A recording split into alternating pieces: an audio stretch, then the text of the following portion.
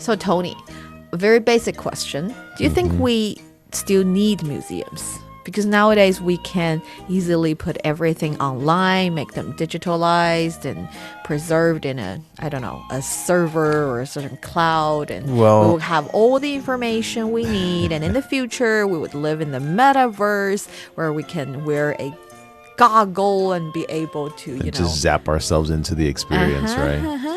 In that case, do we still need museums?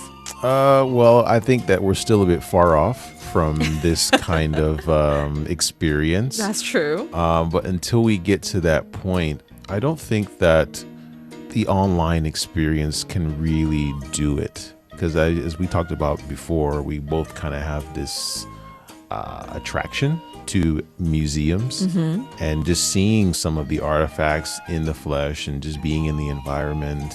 It's different than just being on a computer.